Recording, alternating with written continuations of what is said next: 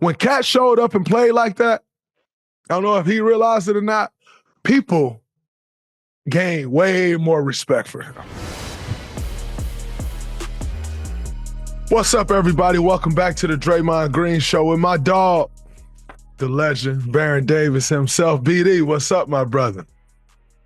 What's up, my guy? What's going on, man? Shit, you hooping. How you feeling? You look good out there. I appreciate it, brother. I feel great. You know, it's that time of the season. You're getting your body get ready to go for the playoffs, locking it all the way in. I feel great out there, bro. We got like I said before, we got a chance. You give me a chance, I turn into a different basketball player, kind of. So, I'm feeling good. That's what I seen. Spartans about to get going in this tournament. Get the hell out of here. I got the Spartans and UCLA in the finals. That's fire. With UCLA beating them again. Y'all got to get there. Y'all got to get there. Hopefully y'all make it. No, we got it. We cool. We got every matchup. We got a better matchup than any team in that bracket. But y'all team just not that good, and that's the problem. So you look at the other team and you like, yeah, we got a better matchup. That's not true. You know, like, because that team ain't that strong. The problem is y'all team ain't that strong. Defense win championships. I can't knock that. And we play defense. So when I'm looking at the bracket, next to we number one. The team that beat them. We number one though. I don't really know if we number one, but our defense is crazy. Y'all got little baby J Rich. They got baby Rich. Yeah, that's my dog. But look, in the tournament, you gotta let the dogs run wild on offense, and I think Mick Cronin gonna let Eric Daly. You gonna see these dudes turn into offensive guys in the tournament because it's the floor too big to be doing a lot of yelling. You got to coach strategically in the tournament. And I think Mick Cronin, defensively, specialist. Offensively, he going to have, if he pull back a little bit of them rings. You know the problem? We going to get another Juzang. We in a Juzang, Hawkins, Tyler Campbell. We going back to the Final Four, man. You know the problem I have with these UCLA conversations? Is you always make it out to be like I hate UCLA. I have nothing against UCLA. No. But the way we recruited you. But y'all didn't recruit me. But the way you be framing it though, you be framing it like I don't like UCLA. I have nothing against UCLA. I told you my kids love UCLA. I know. We're in the same conference now, bro. You gotta feel the wrath. Really in our conference. Y'all just we come out, we catch some sun. That's why we lost them 2 games. We come out, we catch some sun. We go back to the snow. Good. Y'all ain't really in our conference. Y'all just appear to be there. Yeah, we are. Man, I came over there and got that smacking. We could hang in the Big Ten. I am not worried about nothing cracking in the Big Ten. As far as UCLA coming in, give us a couple years. We'll be the number 1 team in the Big Ten. Not even. All right, there it is. $5,000 bet that in the next 3 years, UCLA do not win the Big Ten regular season championship. Bet. Say no more. Say no more. All right, we got to talk about this defensive clinic though versus the Bucks. Now, I said you've been balling, bro. You really been balling. Giannis shot 31%, his lowest field goal he had in over 2 years. You know what, bro? You are holding. Hold on. Let me give you your flowers. I ain't used to getting flowers, BD. I ain't used to that. Yeah, let me tell you what you're doing right now. Draymond Green, you are holding all-star opponents to 42% field goals, 26% three-point field goal percentage this season. Wow, that's atrocious. So you doing your thing. You know what I mean? That, brother. Like you get into the money. You back to Draymond Green. Even Steve Kerr said, you one of the greatest defensive minds and greatest defensive players that he's ever witnessed. Being, an elder statement in the league, a super vet in the league, right? To be able to come into this season and y'all been churning. Y'all been chopping wood, right? Y'all been hella mediocre. I've been hella mediocre, but good, right? And now that y'all starting to turn the corner, people starting to recognize, oh, Dray been doing this shit all year. Right. I've been saying it because that's my goal for you, bro. We got to get defensive player of the year. You know, we got to turn up some offense. We got to get some more rebounds. And, you know, looking at that game against the Bucks, just the way you came out and play against the superstars of this league, that's what we want to see. No doubt, bro. That challenge. We need more. We need more of that.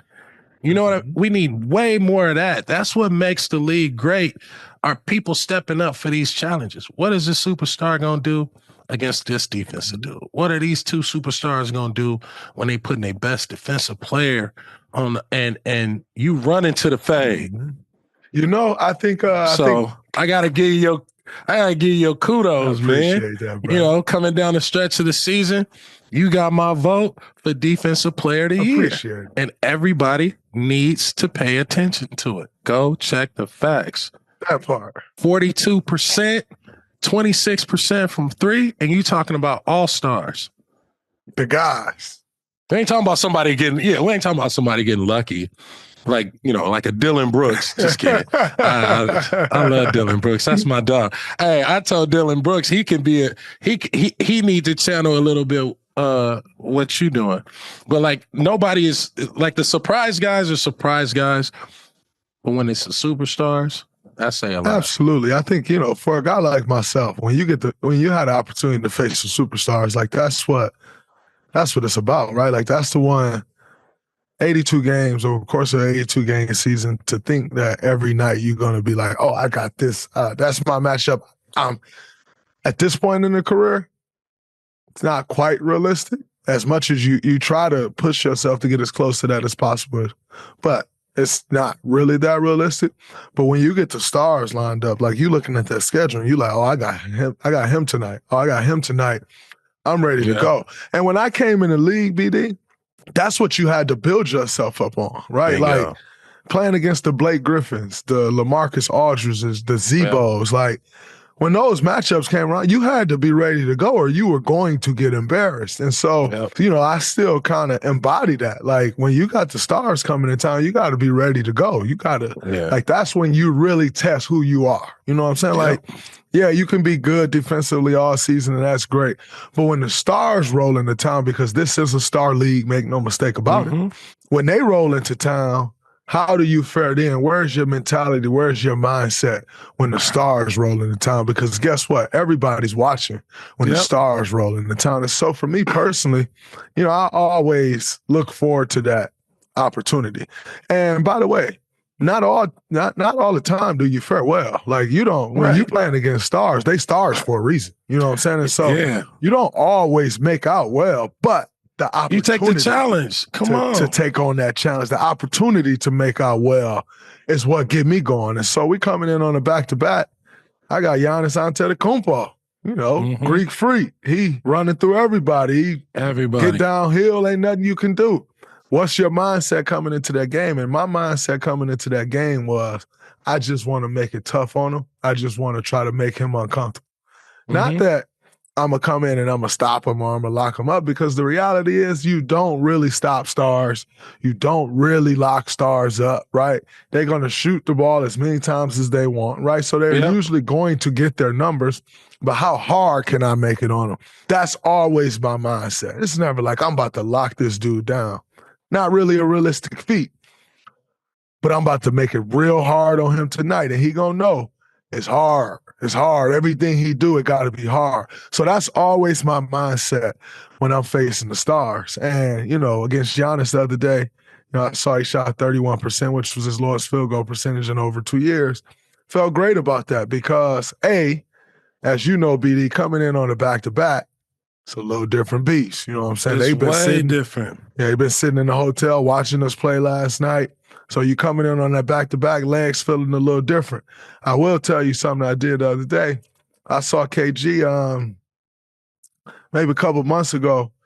He was talking about what he started doing on back-to-backs. You know, as he got further in his career, he like, yo, I started doing something on back-to-backs. It changed everything for me. So the other day after we played Denver, I'm like, man, KG said he was doing this. KG, one of the legends, as we know. I'm going to try it. And so I took a page out of KG book and I tried it. Bro, when I went into that back-to-back game, my legs, I felt like I didn't play that night before. Yeah. I went into that game, bro, I was picking up Giannis full court. I don't pick up full court on a regular night. I went into that game, bro. My legs felt out of this world. I was like, yo, I feel like I didn't play a game the other night. So let me take advantage of that. And man, so I went in with the mindset, and it was great to have a successful night like that against two-time MVP, one of the greats in our game. So I was locked in, and I needed that. You know what I'm saying? I wanted that. I wanted that matchup. It's a challenge. Yeah. Over the last 6 years, me and Giannis haven't played against each other a ton. Either he was hurt or I was hurt, and so we haven't played against each other a ton over the last 5, 6 years. And so anytime I get the opportunity to play against the greats, man, I love those matchups. Yeah. When I played, and I can't believe this, I led the league in steals twice and never made defensive player. No defensive team. That's crazy. That is crazy. That's crazy. That is crazy. And on top of that, every time I stepped on the court, if I saw Kobe, I'm running over there. If I saw Jordan, I'm running to the fade. If I saw Iverson, I'm running to the fade, right? Anybody who was somebody, I think, for me, because I pride myself on defense. And I don't think a lot of people knew or remember that, but I pride myself on defense. And when you guarding McGrady's, D Wade's, Jason Kidd's, Steve Nash's, Tony Parker, every night. God. You got to be like, okay, what's happening? What is it going to be? And on a light night, you get Derek Fisher, who will give you 20 if you blink an crazy. Crazy. It really, or you got Mo Williams. That ain't no off night because Mo Williams going to run it up on you. Absolutely. Mo will give you 30 got Mike Bibby. That ain't no off night. It ain't no, bro, you ain't no off nights. It ain't no off nights. Right? You roll the wrong way, you got Big Shot over there. Yeah, God, and then you got Chauncey, and then you got Chauncey over there. Then you got Brandon Roy, over there in Portland. So, for me, it was always like, I ain't gonna be able to stop these dudes, but I'm gonna try to. And Absolutely. I wanted to ask you, like, when I used to think about it, it's really great offense beat great defense 100 times. Absolutely. And when you have a great defender and a great offensive player, and you going, let's say it's a back-to-back, you really just painting in the gray, right? Because if that, like someone like Giannis, if he's struggling that night, that don't mean he gonna stop shooting. That don't mean he gonna stop being aggressive. That don't mean that the last 2 minutes of the game, if it's close, like who cares what the percentage is? We know that he's gonna get, he's gonna get the ball, and he gonna be forced to make something happen. That's where that middle ground, that gray area is, right? So as a defender, you really just trying to throw the offensive dude off his rhythm. I'm gonna pick one thing I know he like, I'm gonna take that away and see if his counter is working. Yep. But if an offensive dude get going, ain't nothing you can do. But it's nothing you can do. Right, and it's all about sticking to it. And so I just appreciate the way you play defense, man. I watch the game. When I watch the games, I watch the games for passing, defense, turnovers, obviously, and where to make the best plays. And I think you've been playing great. But you've been playing great on offense too. You gotta keep the fucking offense up. You even went down the middle and dunked, bro. Dunking like me. I can dunk like that, by the way. He hit the three. Oh, then he came down. He had the push shot. Oh, you was killing. Yeah, no, I had the float. I've been pulling the float out the bag the last few games. Good. I appreciate it. I've been pulling that out the bag. But no, I think obviously when, I'm like I said, I'm in playoff preparation. Excuse me. I'm in playoff preparation mode. And I know come playoff time, I'm going to have to score the basketball. Every year come playoff time, I have to score the basketball a little more. So I'm preparing myself for that. Also, we got a new team. When we had the older teams, they know when the playoffs come, Draymond going to shoot more. we got a new team. So I need these guys to understand what that looks like as well. You know what I'm saying? So I'm trying to get them a glimpse of my guys, also a glimpse of what that looked like as well. Like I'm not as laid back offensively as I am in the regular season when it comes playoff time. I'm way more aggressive. And so I'm trying to give guys a glimpse of that while also understanding as well that we need to win these games. So I'm already locked into that playoff mode and trying to make sure I bring it offensively as well. I'll be 100% honest with you, BD. I missed a couple threes the other night that I thought was cash, but outside of making sure I was putting Jimmy in position to get the ball where he wanted to catch and then allow him to make plays for everybody else and just get into the right spot, my total focus on that game the other night was on the defensive side of the ball. Yeah, for sure. You can tell. That was my total and complete focus was on the defense side of the ball because I knew that if I can come in and have a great game defensively with Steph out, which we got to have a great game defensively with Steph out, that I can help give us a chance to win. And so that was my only focus is putting him in, getting Jimmy the ball where he wanted, and then defensively trying to lock the whole court down. And did that. I got a trick for you, right? When you in that mentality, right? On the offensive end, okay, so it's like first priority defense. Second priority, make sure I'm initiating as a point guard.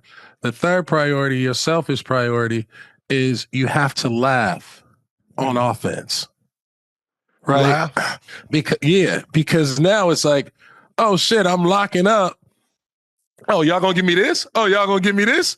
It's like you have to play light of yourself when you're so intense on this side to where anything that you do, an open shot, a bucket, laugh. Because it's almost like it's another form of your defensive strategy of teasing the other team.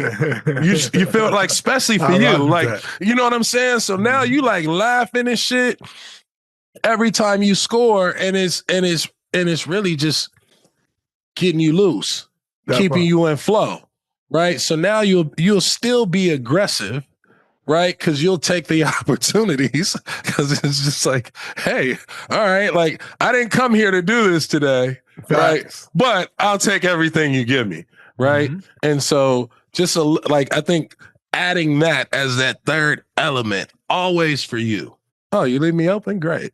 Oh, you're gonna let me drive? Great. Like I'll take any opportunity. Like I'm the defensive guy here, but I'm the playmaker guy here. But hey, if y'all want to give me opportunities, I'm gonna take the opportunities. I'm gonna take the opportunity, and I'm gonna take and laugh about it. And laugh about it. And laugh about it because it just lets your guard down, right? So when you get the ball, because you're so intense on defense and calling commands and offense and moving in your brain. I'm watching in your brain and you talking, and then you get the ball sometimes and it's like you just shoot that motherfucker. You know what I mean? When it's like, hold on, I'm wide open.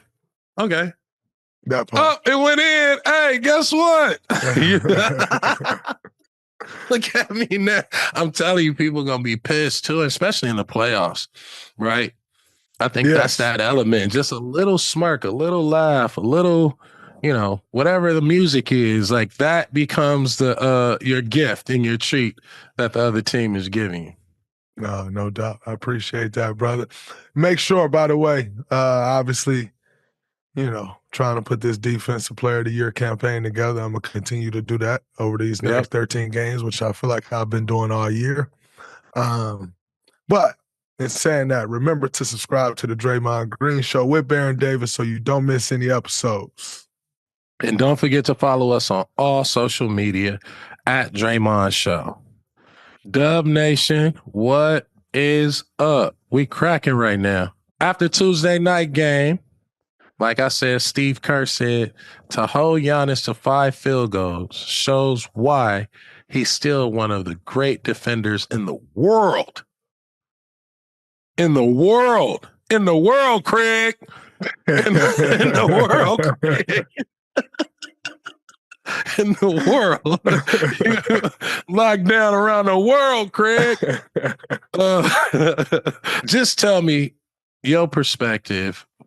What separates you from the other Defensive Player of the Year candidates? Like, what's the paint the picture of You and the other defensive candidates.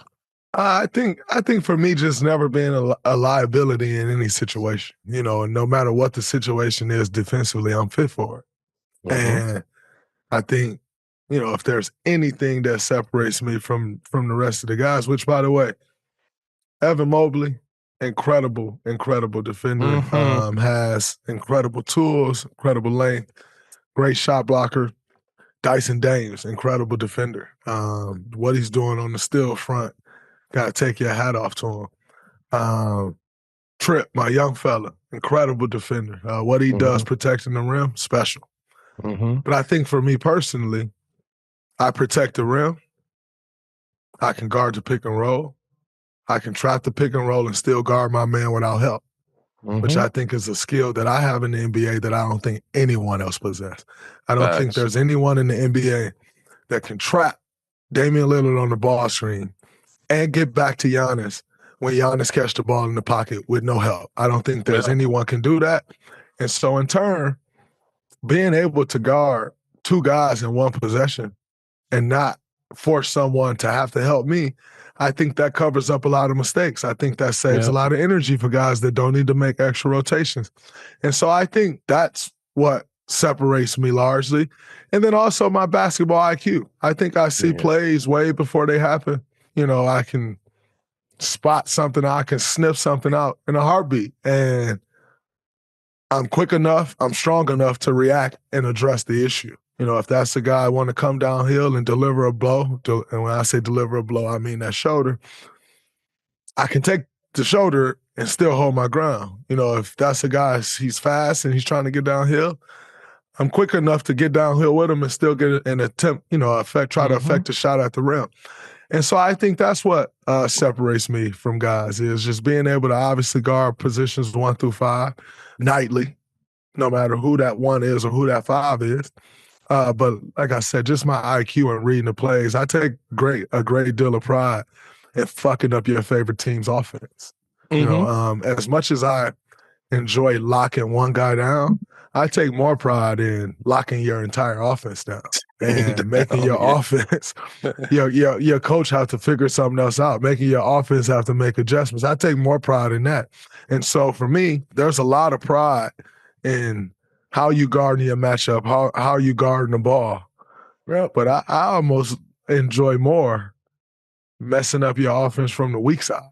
I think when you start talking about guys who can guard the ball and guys who can be great help side defender, I think I'm elite at all of that. And I love it. I love it. I think that's what separates me.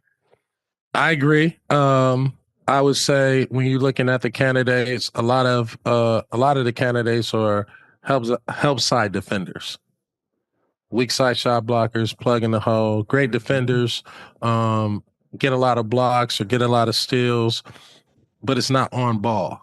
Yep. For you, if I'm a coach and we're playing against the Warriors, of course I'm worried about Steph Curry. But I'm also worried about Draymond Green, right? And I think the one thing that you said that you take it to another notch is you're a disruptor. It's not just the pick and roll. It's the pick and roll, the backdoor cut. You know, you find your way into the mix in every play. And so just like offense, which I think, you know, you're involved in every play, but defensively, you're involved in every play and what's happening on the weak side, 100%. right? And I think that disruptor, right, is what really separates you, because in order to disrupt someone's ecosystem, you have to know what everybody does. Yeah. And a lot of times people get credit for being, you know, good defenders on teams that win, score a lot of points, you know, things like that. But you got to look at where's the disruption. When a coach comes in and they're going over a scouting report, coaches usually don't go over defense of players. That's one that separates you, because you have to be in the pregame discussion going into the game, because you cause commotion from the time the game starts. So they got to pay attention to Draymond Green. Not only is he a great defender, but he'll talk you out your game. He'll foul you out your game. He'll push you out your game. He'll talk shit to the coach. He'll call one of your plays out in the most opportune time, right? And that's intelligence. And so intelligence, I just want people to know intelligence is something that is earned. Mm-hmm. It's earned. It's like a PhD. Yeah. That part. And so I got to give you that, like your PhD, from a defensive, just intelligence perspective. I appreciate that, man. Dr. Defense. Let's go. That's hard. That's hard. We need some Dr. Defense. We need some Dr. Defense signs. Come on, man, and Chase. Let's get it. Who's scoring big in the NBA this season? You are. All the new ways to get in on the action at DraftKings Sportsbook, an official sports betting partner of the NBA. Slams, dishing the ball, cleaning the glass, get behind your favorite players, prop bets you can make on DraftKings. It's fun. The home of NBA player props. If you're ready to place your first bet, make it really simple. Pick how many points your favorite player is going to score. Go to DraftKings Sportsbook. They have an app. Download it. Make your pick. If you're a first-timer, here's something special.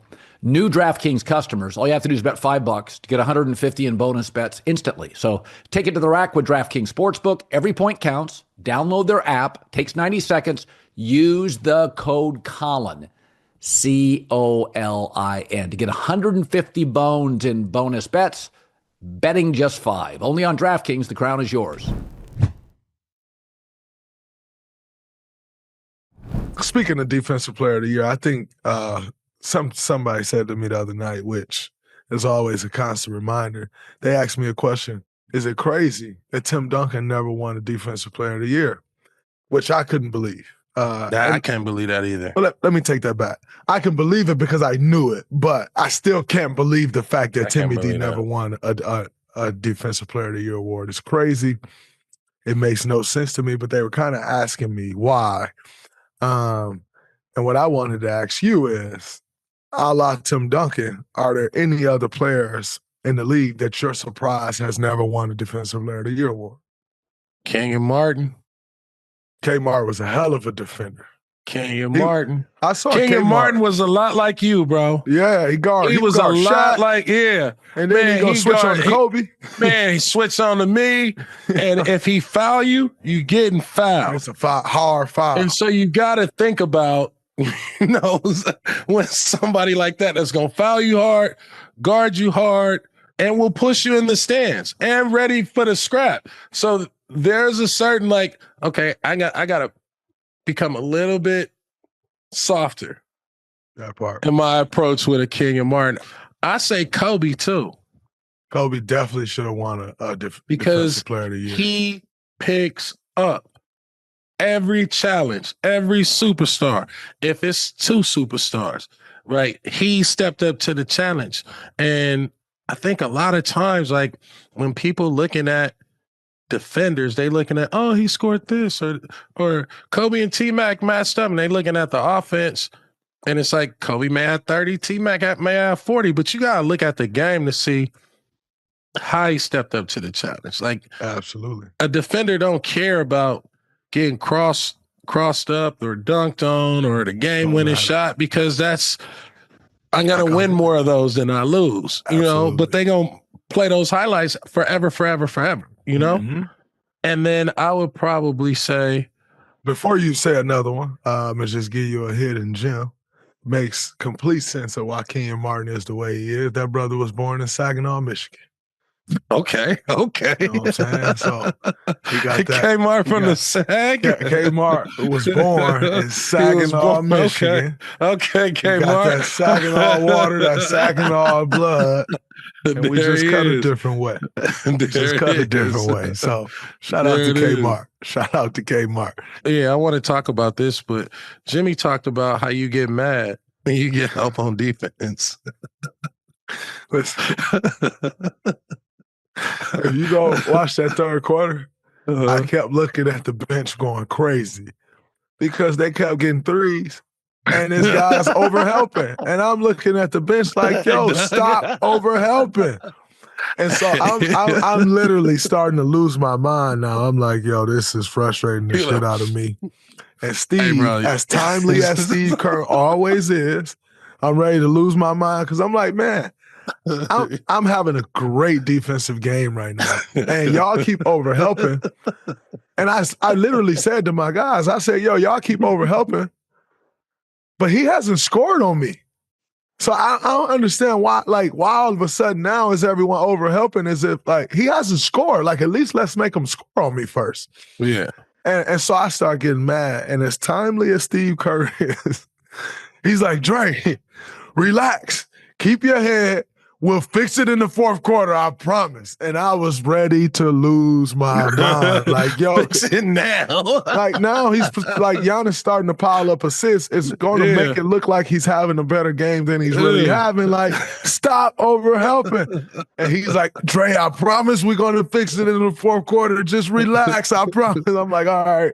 And it was so timely for me because it immediately locked me right back in. And I'm like, all right, he know my issue, right? Like he know what's going on. He gonna fix it. It allowed me to lock back in. And sure enough, we definitely fixed the issue, which was why we was able to get the lead back to where we got it. But man, I hate people help. It's not that I hate people helping me. I just want you to help when there's help needed. You know what I'm saying? If I get completely blown by, then yeah, pull over and help. But if I'm side to side with a guy, and I'm gonna make him take a tough shot. Like if I'm side to side with him, I'm gonna make him take a tough shot. I don't need you to help because A, you're now gonna open up a passing angle for them if they want the pass. B, if you overhelp, you're gonna open up a offensive rebound possibility for them because if your guy cut in after you help and somebody don't make the next rotation, you open up you open up an offensive rebound. But then also, as a competitor, like this mano a mano, this man versus man, I want to see what I can do. And I feel like when you have someone on the defensive end that you don't have to help, then you don't have to get into rotations. In an NBA, all NBA offenses are created to put teams in rotations. Because you want to play against a rotation that you can get downhill, you got shot, you can make the next pass and get and so you want to play against rotations. And anytime you got a guy that don't need help, which means you don't have to pull another defender to help, and you don't have to pull another defender to trap the box, you don't have to pull another defender to go double team. Anytime you don't have to do that, you're allowed to stay matched up everywhere else. And take away passing angles and leave this guy to take a tough shot. And so I get so upset because I'm like, yo, if I need help, cool. Like there's going to be times in the game where, yeah, you need help. Like, and it just happens. You know, stuff happens fast on that court. But if I'm right there side to side with a guy, man, don't come helping me and then we open up something else because now I can't stop what we open up because I'm so locked in on this thing right here. I can't take away whatever you just opened up on the backside. If I'm on the backside of the defense and someone else go help, I actually don't mind because I'll cover my guy and your guy until you get back. You look at the NFL, Derek Stingley just got paid $30 million. Pastor Tan's second, making $26 million. You know why those guys, Jalen Ramsey making $25 million. You know why those guys are making that much money? They lock up. But more importantly, you can put him on, you can take that guy and say, hey, you have this receiver, go stop him. Which then allows you to do so many other things with those other 10 guys on the field because I know I got that one guy that's going to hold his own over there. It just opens up what you can do elsewhere defensively. And so I like to be that guy for my team. But if I'm being that guy, allow me to be that guy. And by the way, make y'all life so much easier. And so you're right. I start losing my mind sometimes when people are overly helping me because I don't need the help most of the time. And on top of that, if Giannis is passing the ball and getting assists, it's scary because now he can get in rhythm. Absolutely. And if I gotta go start thinking about all this other shit, then any moment I let up off of a superstar, those last 4 minutes of the game, they want to do all that, right? So they can catch a flow, so they can be able to score. I actually find my rhythm on offensive end through passing. You know what I'm saying? Like that's actually how I find the rhythm. Some guys can get a rhythm by going to the free throw line one time and seeing it go in. I'm gonna tell you a huge play, and I credit BP on this play that really saved me where I needed some help.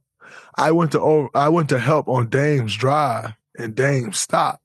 I pulled back a little bit. Dame started to drive again. I moved up, and BP, Giannis cut back door right underneath the rim, and he would have had a wide open dunk. BP got a hand on it and knocked it away, and we went the other way. Mm-hmm. He get that open dunk. Uh-oh. It could change things for him, right? It could change things, yeah. And that was such a big play, man. But to your point, all it takes is one bucket, one pass, one anything to get a great player like that. Like, all right, I got it now.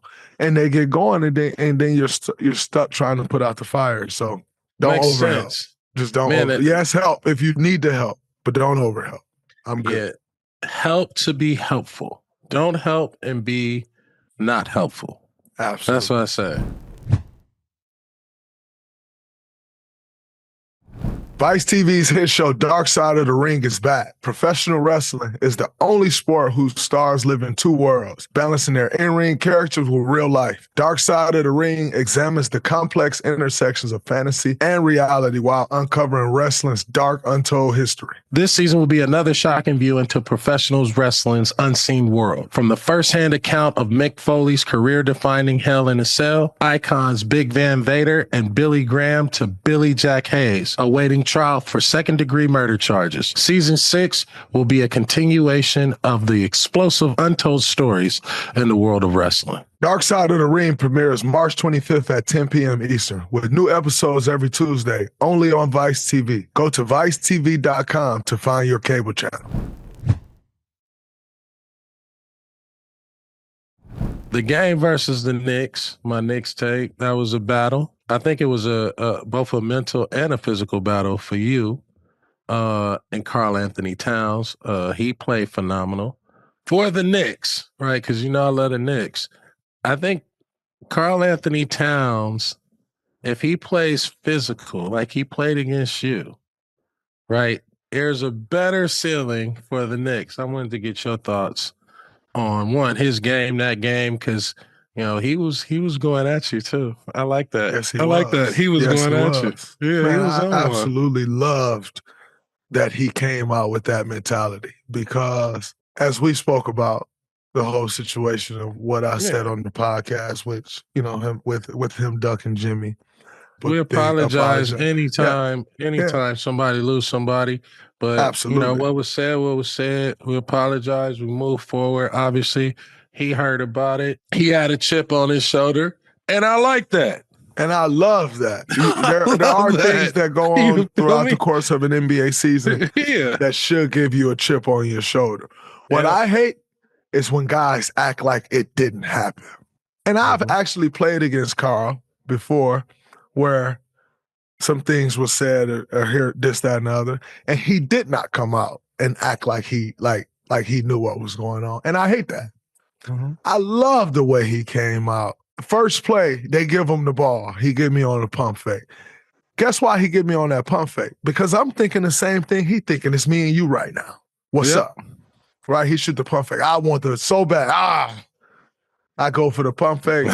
He drive by. I'm like, Hey, bro. But guess what? Guess what? I'm like, okay, here we go.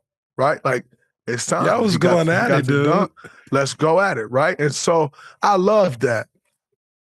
And I applaud him on his mentality that he came out with. I am not the guy that's going to say when someone do something wrong and not say when they do something right. That mentality that Karl-Anthony Towns came out with is the exact mentality that he should have came out with, and I loved it. So here it is. He get that dunk now, vice versa. I get the first block on Giannis.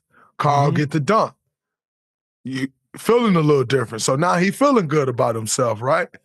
He get a couple open threes, in the flow of the offense. He making shots. It's good, right?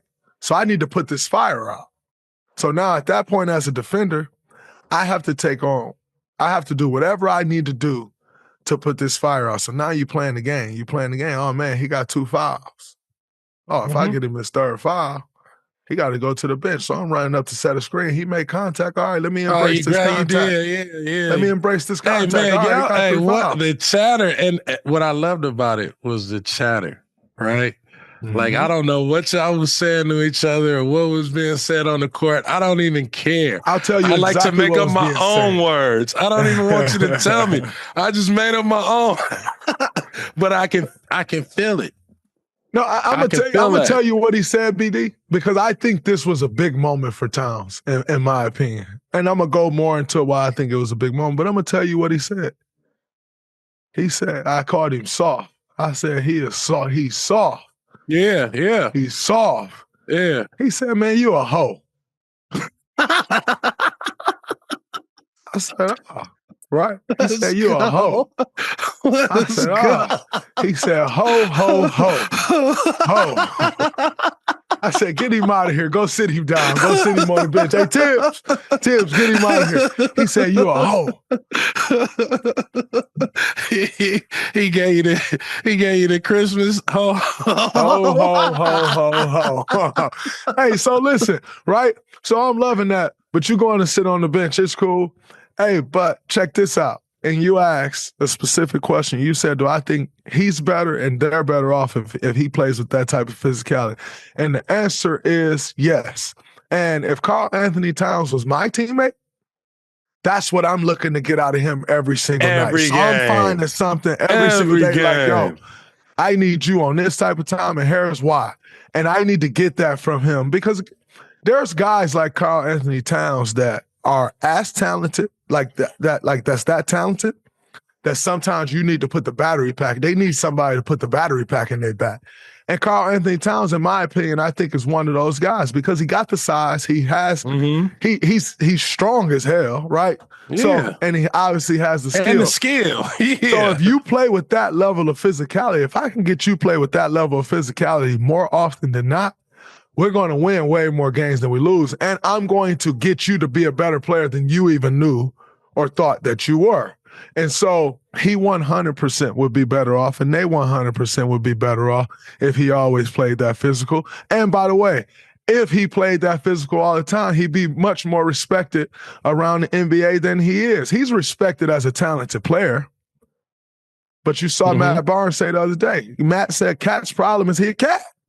He not a dog. And that's what Matt said. If Cat come out and play with the type of dog that he played with against me the other night, man, good luck guarding Karl-Anthony Towns. Good luck, because the way he shoot the ball like a guard, and he got that type of dog, you're not stopping him. And so I said earlier this year, I tweeted, the New York Knicks won't win with Karl-Anthony Towns front joker like that. Reason why, you won't always get in that front, and mentally, Joker's just like, oh man, this dude in front of me, like he's scared of me. He don't want the fade. He's scared of me. And so that's what the mindset becomes, like, yo, this dude's scared of me. And I said that. Now, if you're in a playoff series and that's the game plan y'all go with, that's a totally different story. But you against this dude, mano a mano in the regular season, bro, you got to stop him. Or at least go for broke trying to stop him. And that's what I said. And everybody's like, oh, Draymond picking on Cat. One thing y'all should understand, Draymond don't just pick on people. I tell you the truth about basketball and about mentality, about championship winning mentality. And if you go back and look at them tweets, I said, if they ever want to compete at the highest level, if he wants to be respected at the highest level, you got to take on that challenge. You got to take that fade. Him taking on that challenge is the same mindset needed in which he had against me the other day. And so I stand by everything I said when I put those tweets out. And I stand by what I'm saying now. Yes, he was absolutely incredibly physical. And if he's that physical all the time against everybody, that's a different basketball player. And guess what? When Cat showed up and played like that, I don't know if he realized it or not, people gained way more respect for him. But even the level of the play of everybody else went up. It went up. Without having Jalen Brunson. Hey, have you ever had a teammate get kicked out the game by the coach? Kicked out of the game. Have you ever had one of your teammates sent to the locker during the game. Like, yo, get out of here. I ain't never. Nah. I have a funny story about fronting the post. Bro, we playing the Lakers. We in Charlotte. Paul Silas tells Eldon Campbell, yo, we playing Shaq. You know, they got the triangle. Eldon, I want you to get around in front. So Eldon was like, huh? He was like, what? He was like, yeah, we gonna front, and then on the backside when they throw it, we gonna close in double team. Eldon was like, nah, man. You know, I'm playing against Shaq. Like, I'm not fronting that dude. Paul Silas said, you gonna front his ass, or you ain't gonna play. He said, man, I ain't got no time. Like, I ain't got no time for this. The game starts, right? Eldon Campbell goes, he fronts Shaq. They throw the ball over his head. Shaq down, boom. Eldon Campbell fronts Shaq again. Right? Shaq get and one. Right? Eldon go, man, fuck that.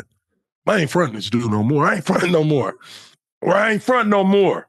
All right, we got you, big homie. Throw the ball in the Shaq. Eldon like playing behind him. Think Shaq may have missed one. Throw the ball back to Shaq. He get an and one. Paul Silas called a timeout. Timeout. Hey, bro, you know when the coach meets you and start walking you to the bench. So I'm sitting on the bench. They just going back and forth. I told you to front. Man, I ain't fronting. We get to the bench. He said, man, this is a game plan to front. He said, man, that shit ain't going to work. He said, if you don't think this shit going to work, you can leave. Elder said, okay.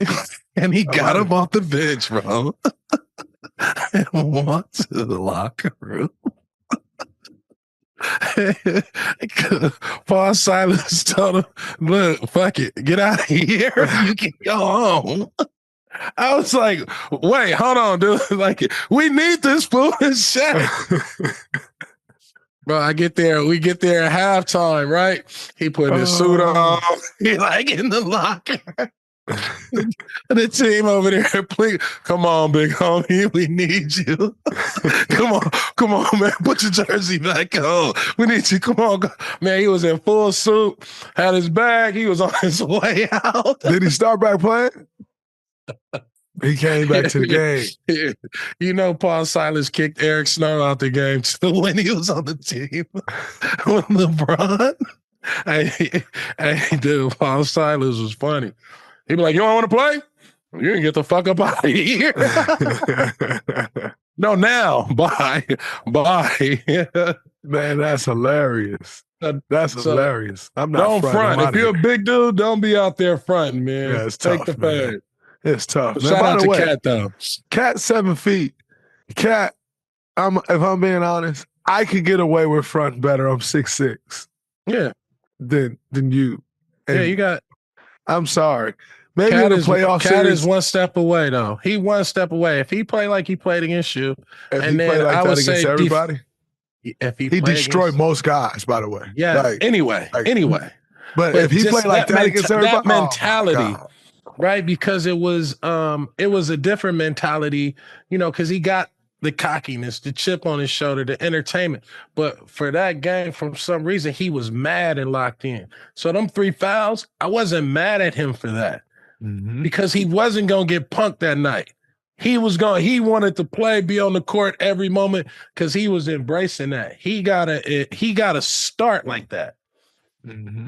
He gotta look at every dude like Draymond. You know what I mean? He got to look at every dude, like the night you played against the Warriors, and say, if I bring that every night, it's going to shoot New York to a whole nother stratosphere. That's a fact. It's a different – he played like that, it's a different player. No question asked. Man, you hit the night-night, Celly, or is it the nightmare, Celly? Nightmare. According to Moses Moody. After making the final layup with 25 seconds to go. Like, is that the new thing? Like, Steph got the night, you got the nightmare? The play was to get the ball to Jimmy. Jimmy gets denied. Moses gets stuck at the top of the ball. And so I run up, get the ball. So I'm like, I'm going to go make the play. funny enough, Moses told me after the game, he's like, Dray, you lucky you came and got that ball because I was just about to get in my bag. And Moses, if you look at the clip, he had just right in and out. Yeah, and then I came like, mo. And he swung it and got out the way. Me getting that layup, though, Steph comes into the action and he doesn't set a screen, but anytime Steph comes into the action and look like he's about to set a screen, it loosens the defense because people are terrified of Steph. And so they see Steph coming to the action, everybody overreact and pause for a second to see what he about to do. Mm-hmm. And so I got the ball in the left, I hesitate a little bit, and then I take off. And I know I can beat Cat's hip, right? Like I know he ain't moving his puppies like that. Once I go, I turn the corner, I see the clear path to the lane, and I head on. As soon as I make the layup, I'm like, oh, it's time. This game is a wrap. We just went up 6 points. It's a wrap. Let's hit these folks with a night-night. It was a little early as we still had to go make free throws. You got to slow down on your night-night, though. I'm not. You know why I didn't slow down, though, BD? I got Steph Curry and Jimmy Butler. Steph Curry, greatest free throw shooter in the history of the NBA. We up 6 with 25 seconds to go. Steph gonna make free throws. So I'm like, night, it's over. Well, here's what I will say. No, I'm saying the action. Like, here's what I will say. Like, damn, dude, it's like you slamming your head on the pillow, or like, it's like a homeless person night. Listen, you got to flow into it. Here's what I will say. Everything I do aggressively. So my shoulders come up. It ain't just if you watch Steph, right? Steph, like, you know what I'm saying? Steph shoot the ball, it go through. Steph just do like this. When I do anything, my shoulders do this. I'm tense, right? So now, the first time I did the night, which was after the Rudy Gobert play when I I hit the night. Now that was like it was way up here. It was aggressive as hell. Now, Steph gave me notes after that one, and he said, it was a little aggressive. You was too high up. You got to come down a little. And so I took notes. And what I will say is, on that one, after that, I think my hands were a little bit lower. I learned to drop the head a little bit more. But you was bouncing your head. It'd be a little overzealous. But listen, here's the thing, though. Here's the thing. So then I walk in the locker room after all this plays out, and I'm walking around the locker room, and I always go shake everybody up. Loon, people think Loon don't talk. Loon is the corporate behind a lot of things. So Moses and Loon over there like, man, it's a nightmare. I hear them like, man, Draymond ain't doing the night, he doing the nightmare. I start crying, laughing. And then Moses obviously came out and said it publicly, and there it is, the nightmare. It became world-renowned, worldly known. Now I'm just joking. You got to do something like this, like the night, and then do something like that. Like this. I've had a couple night moments in the last week and a half, though. So maybe I need to come up with my own celebration. I mean, but start with the night and go to the GOAT stuff. Something like this, and then nightmare. Yeah, that's good. I like that. All right, we got to work on that. I wish I had it. I didn't have no Celly. I was just, I wish I had me a Celly, man. Maybe I need to come up with one. Nightmare. You got to work on the.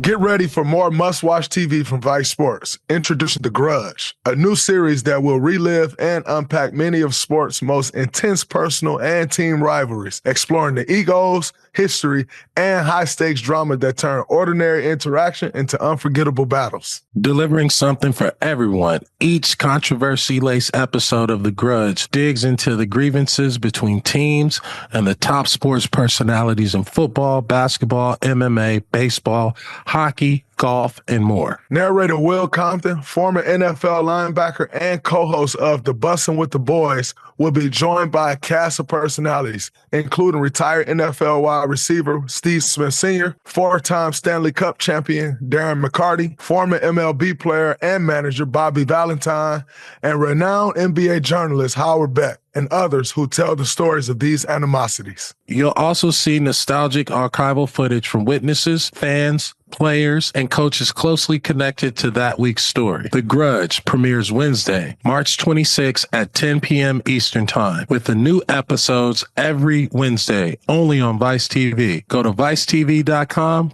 to find your cable channel. Man, we about to head out on this road trip, but before we get out of here, Steve always calls it the getaway game. We got the Raptors for our last home game of this 7-game homestand. 5-1 currently, looking to go 6-1. Would have been great to go 7-0, but I don't think anyone's complaining about a 6-1 homestand. And then we head out on this 6-game trip, and why Steve always call it the getaway game is because he just always say, yo, you never know.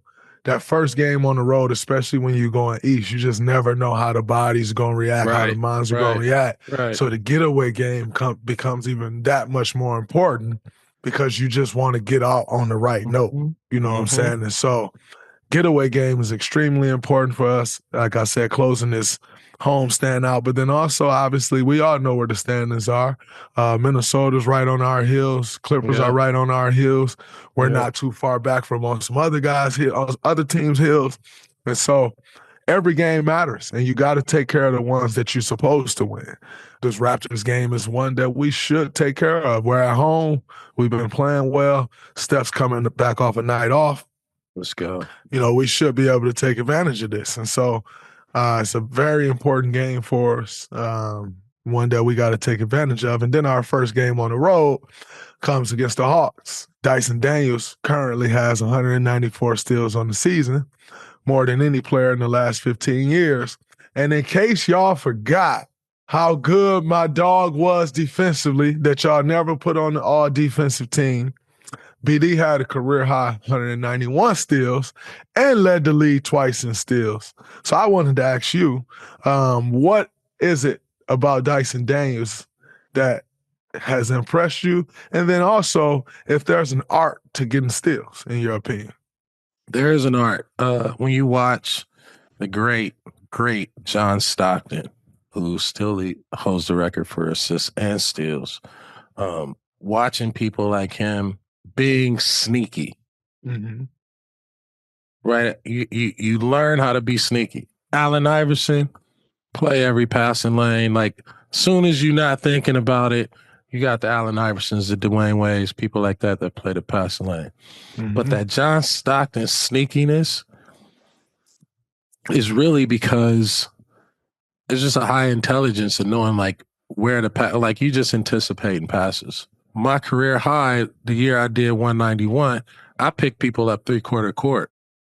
So a lot of those steals were on-ball steals. I would jam them up at half court because they couldn't take a back dribble. Yeah. You know, that was the year I picked everybody. I think, I picked LeBron. I picked, everybody got picked at half court. Steve Francis got picked. I got everybody. And I used the half court as like a defensive line. So I think with Daniels, it's a combination. He plays defense. He got quick hands, but he's scrappy and he's sneaky. Big dude dribbling the ball in the post. He coming around on the backside.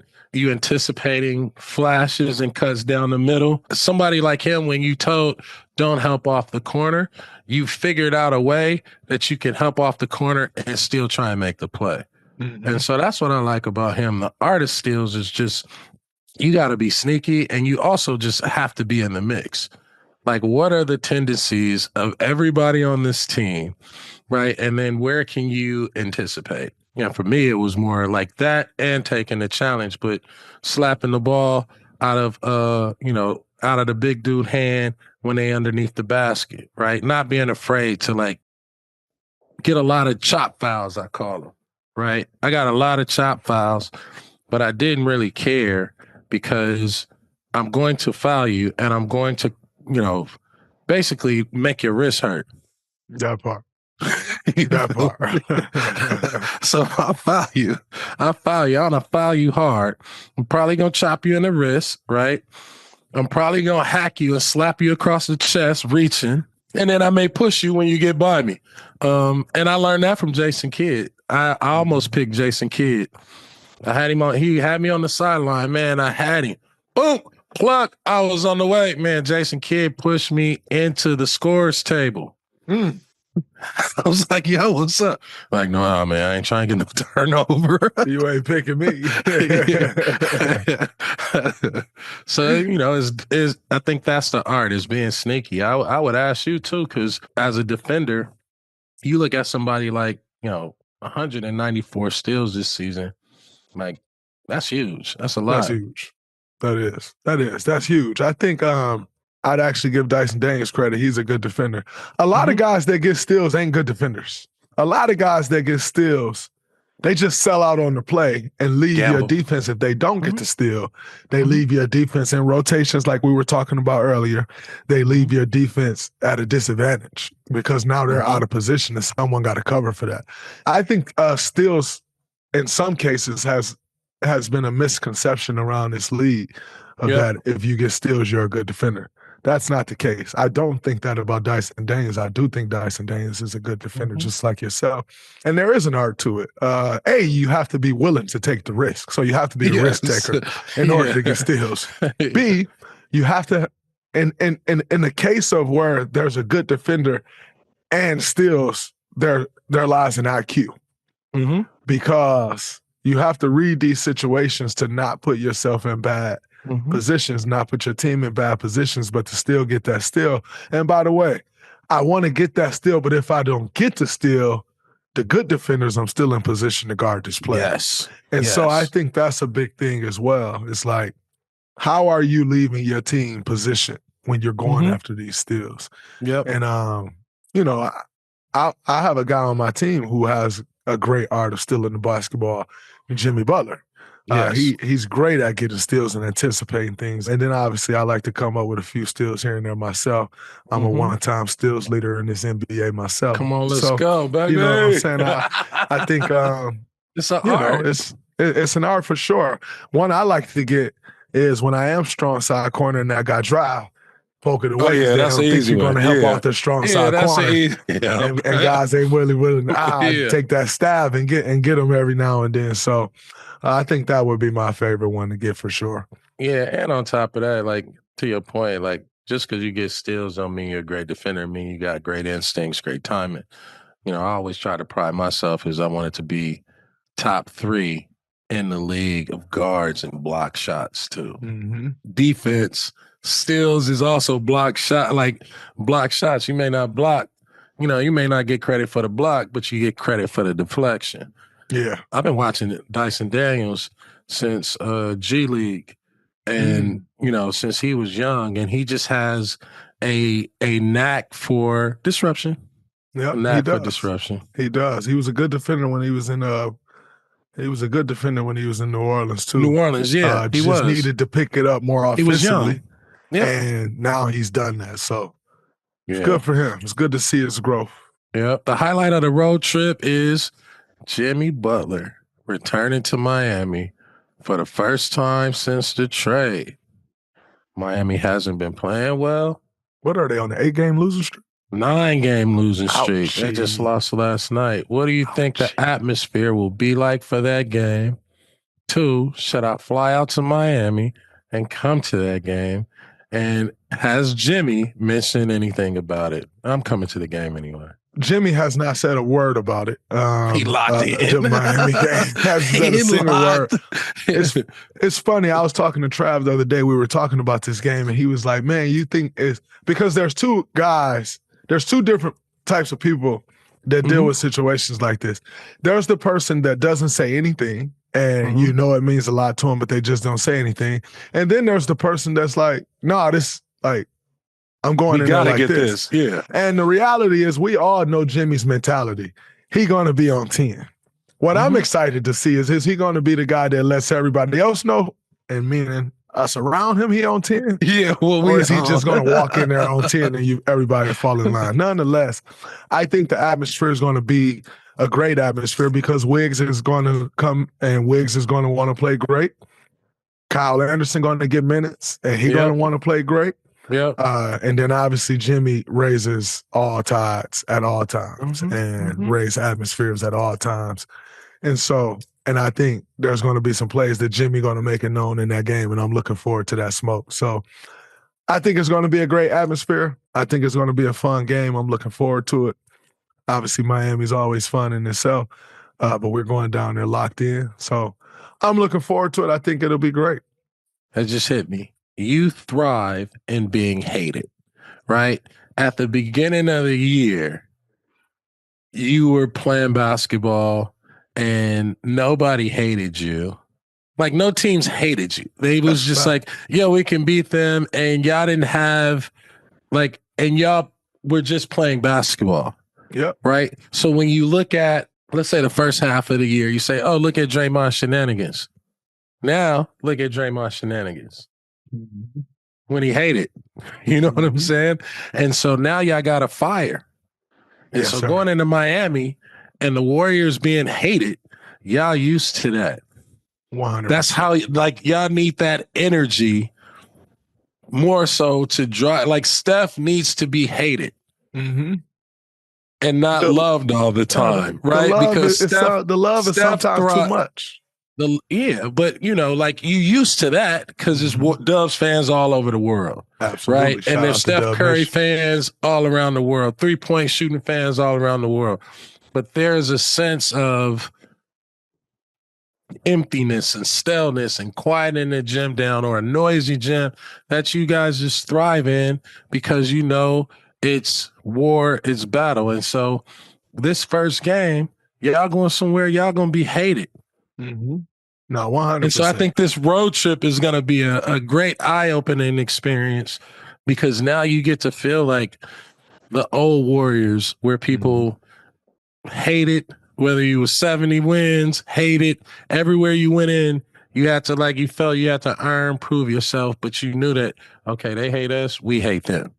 Yeah. And it just raises the level, right? 1,000%. And the energy. Right? Because a lot of times you just got to try shit, do shit during the season just to rile yourself up. Y'all ain't got to do that no more. Nah, you just come in on a different type of time now. Yep. Absolutely. So I'm looking forward to that. And I love walking into the arena being hated. You know why? Because when you win, there's no better feeling than shutting that crowd up. And we will be hated tremendously in Miami this time around. We will be hated in Memphis, as always. Oh, for sure. We will be hated in Los Angeles with the Lakers. I'll be at that game. You got San Antonio, which is always a tough game. Yeah. You got New Orleans, which we've had some battles in that place in playoff series, so they're always looking to beat us, right? And so this trip, and then Atlanta's always a fun game. So this will be a good trip for us. I'm looking forward to it. Let's get around the league before we get out of here. The Cade Cunningham game winner versus Miami. It was good to see the young fella, take advantage of that moment, pull up for the Tracy. He on his over way. Bam Adebayo for the game. Said that was his first three, the game winner. And I loved his explanation after the game. He said, man, that's the moment you grow up in the driveway. 3, 2, 1. And you let that thing go. Yeah. And it was great to see him have that moment. As you know, I'm always rooting for the Detroit Pistons when they ain't playing against us. So I was happy to see Cade have that moment. That was big time. Yeah, that was my sleeper team. Remember them? Houston at the beginning of the year. That was my sleeper team. Cade Cunningham has SGA type of aura. Yeah, he just has it. Yeah, he got the aura. He got the aura. You know, I challenged Cade to play one-on-one. I'm still not going to duck that fade, but damn, dude. I got to it's too late. He nice, bro. Hey, he's so nice and poised and mature. And I would say this to young kids out there. Like, if you want to be great, you have to figure out pace, how to dictate pace. And Cade Cunningham is settling into his flow, into his pace. And he's like Luka Doncic, SGA, Steph.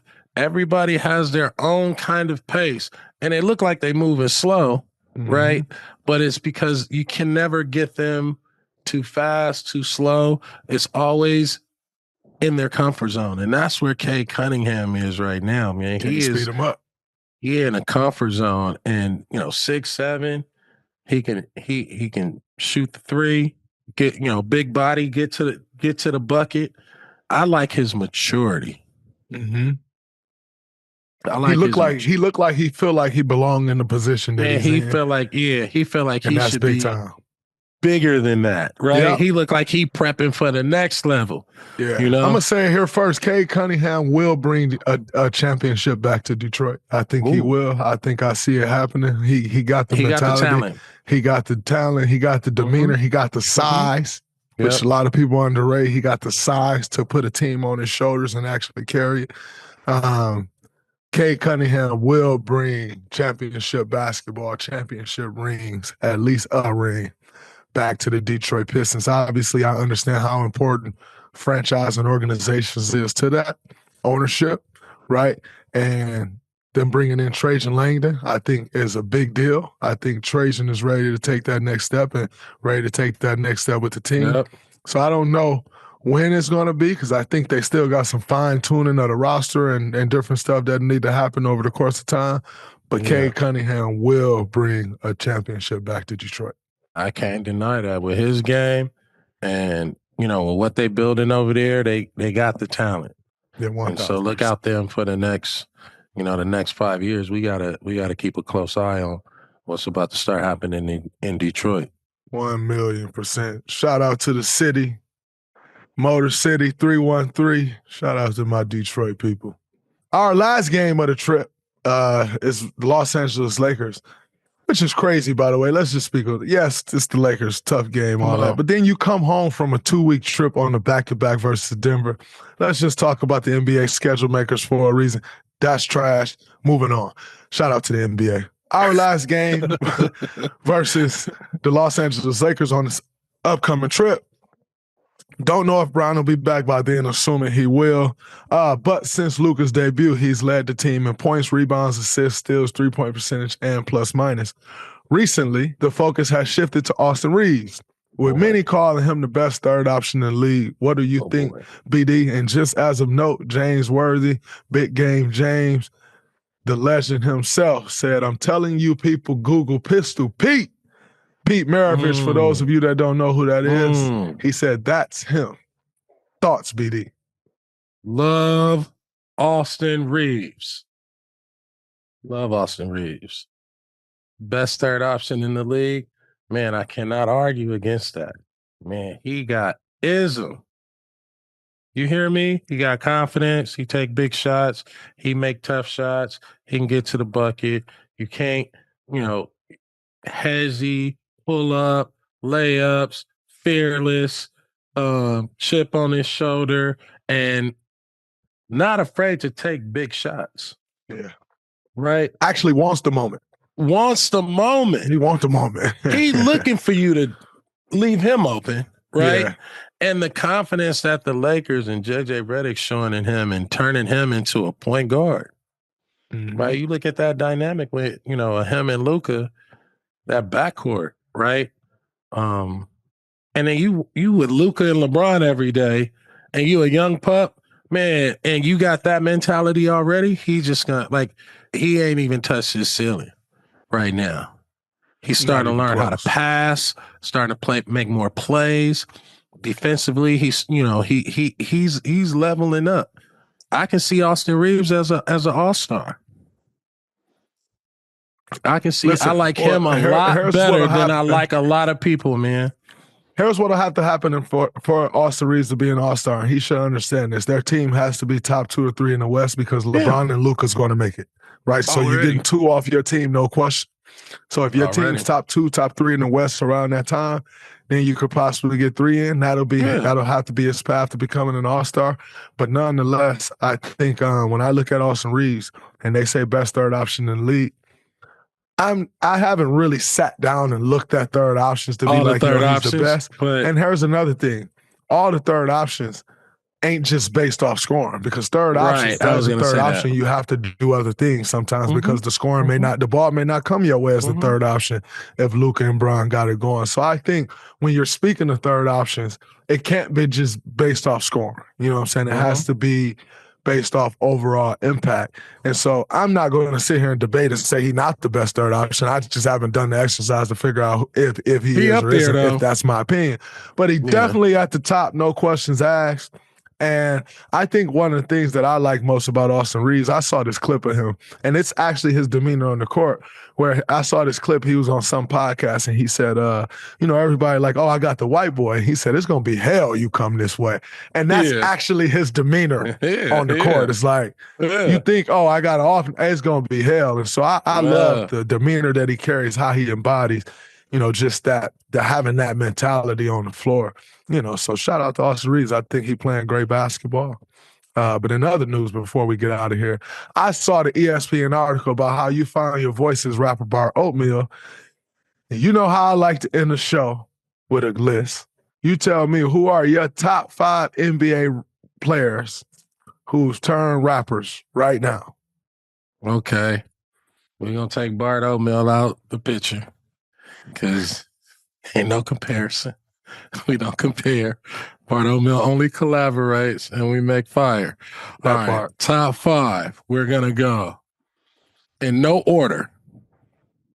This is who I like. Shaquille O'Neal, Godfather. He's like the James Brown of NBA players turned rappers. He's like the LL. He's our OG GOAT because he tore the doors down. And got a great. I like Dame Lillard, Dame Dollar. Right? You got an NBA player who has kept the same name and his nickname. Translate that to rap. And Dame spit. He done put out like 3 or 4 albums. Breaking another threshold. Number 3, Triple J. Okay, Trip. I do get. Hey, he put out an album. It was crazy. I used to bump his album. I was bumping his album. I think it was like 2 years ago, 2 years ago. Just for those of y'all out there that don't know who Triple J is, that's Jaren Jackson Jr. Oh, that's Jaren Jackson Jr. My bad. Triple J, Jaren Jackson Jr. in Memphis. Check his song out. I think the song called Hadouken. I got to put KD in the mix. Absolutely, the Slim Reaper in there, of course. I got to put Slim Reaper in the mix because, man, the song with him and Staley was fire. Yes, and he got bars. He got a nice melodic music. Yeah, he got a nice melodic flow. He got a nice tone. I like his tone, and I like, obviously I like his frequency. The beat selection, just the frequency he rap on. Can I say one thing about K before you go to your next one? Yeah. K is as much of a music savant as he is a basketball savant. And I think that's like, when you talk history of music, like KD love music. When I say he is as much a savant and that one is basketball, maybe even more. And you know how much of a savant and great KD is in basketball. He's a savant when it comes to that music, man. He love it. He know every song. He know every artist. Yeah. Dating back, though. Not just like new artists, like across the board. And so, just KD. Nah, he cold. Yeah, you can tell. And I say rounding out my last 2 because I don't include Shaq. Miles Bridges. Yes, sir. RTB MB. He snaps. Yes, he does. He snaps. And then last but not least, Lonzo Ball, aka Ozo Oatmeal. We got collaboration. We got a little tape. That's my guy. We be locked in the studio. Shout out to Lonzo Ball. I actually want to produce an album with all the NBA players and musicians on one album. So that's like one of my next projects because there's just so much talent. These dudes so talented. Victor Oladipo sing. Yes, he does. JaVale McGee make beats. Got placements with Justin Bieber and all that shit. I think JaVale McGee have a Grammy Yeah, I think he do. I think JaVale got a Grammy. Yeah, he may have a Grammy. Yeah, so it's a lot of musical talent in the NBA. Hey, but I got one question on your list that I just there's an omission that I don't like. What's that? Jello.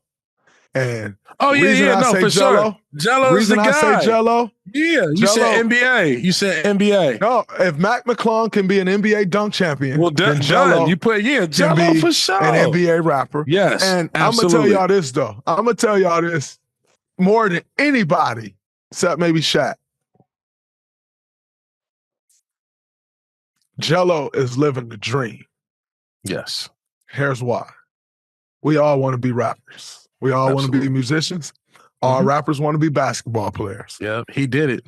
He is actually a musician. He is actually played basketball. Bro was just at stage on Rolling Loud. Loud on stage. Come on, man. Jello is living the dream right now. He is doing it, bro. He got the 3 fire songs out. 3 of the most fire songs that's come out. And he only released slappers. Yep. Period. Yep. So Jello got to be in that list. Yeah, Jello for sure. Yeah, hell yeah. Oh yeah, come on, man. We got a couple questions. Yes, he is. Jello is for sure that guy. They got to come get with Bart Oatmeal, man, because let's go. When Bart Oatmeal released the Vault, it's all for collaboration, so we don't do no comparisons. We just whip up a ball. You know what I mean? Go. That's the slogan. Get a ball. Everybody out there. Let's get it. Shout out to all the rappers, turn hoopers. Shout out to all the hoopers, turn rappers. Gotta love it. Love how the two intersect. Love how music and basketball and culture intersect. Never take that for granted. It's a part of the game. Shout out to AI. When you talk hip hop and basketball being synonymous, AI led that charge. So shout out to him. We got some other rappers out there too. Cole was a rapper. Kobe shout out to Cole. You know what I'm saying? But with Tyra. Yes, he did. So shout out to the guys. And I'll tell you what, you will not be hearing any raps from me. Yeah, you will. Because I try to rhyme with every sentence, every bar. We're going to get you right. So it's a rap. You will hear Draymond on a Bart Oatmeal Welcome to the Bay album. I got to get you on there, bro. We're going to get me like right. DJ Khaled. That's fine. We the best. That's a wrap from this episode of the Draymond Green Show with my dog, Bart Oatmeal, BD, the legend, Baron Davis. Get a bowl of that Draymond show. We out.